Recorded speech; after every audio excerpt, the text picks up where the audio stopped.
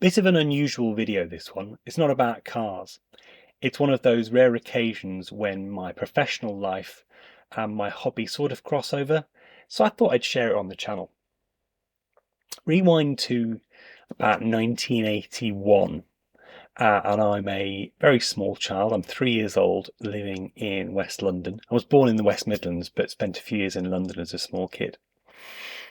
And my mum took me to a book fair in Ealing, at a little church hall.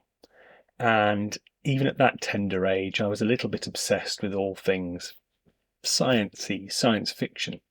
And I picked off the stands this book, the Usborne Book of the Future.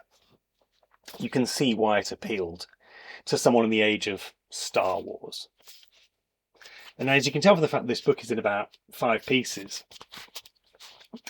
it was very much beloved. It kind of became a foundational text for me and my interest in science and technology and the future. And it was my first introduction into the idea that there was such a thing as a futurist, someone who professionally looked to the future.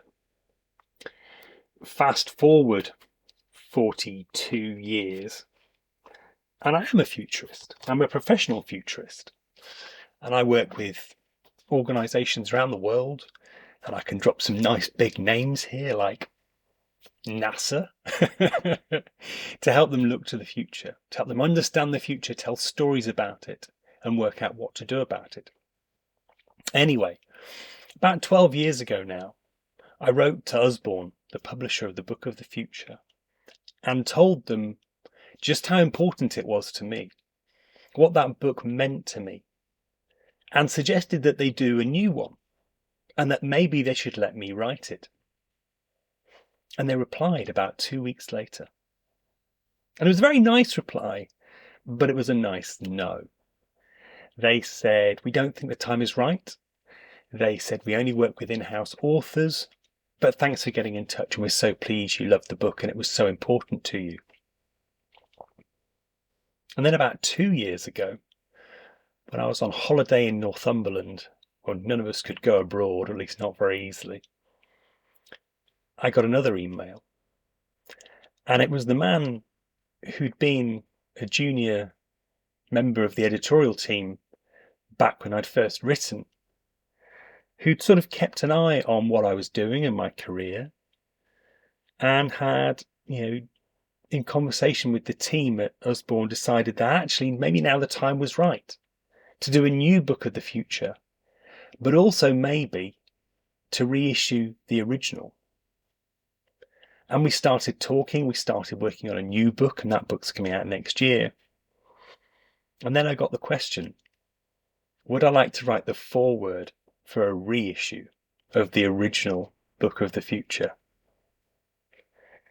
And you can imagine the response of my maybe not my inner 3-year-old who wouldn't really have understood what that meant, but my inner 8-year-old who was still obsessed with this book at that time.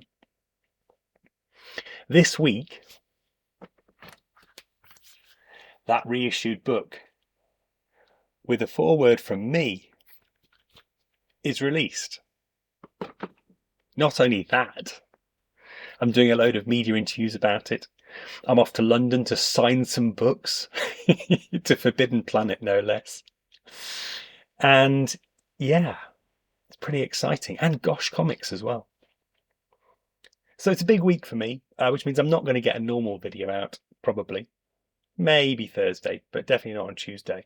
I'll put a few shorts out because it's not like I've stopped working on the car. But I just wanted to share that because it's a really big week for me, and I'm just really excited. And I thought you might quite like this book too.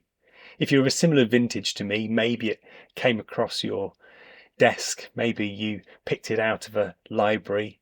As someone said to me, they had it on permanent sort of loan from the library. Maybe you had a copy and lost it and would like to go back and reminisce about those predictions of the future from 1979, so many of which came true.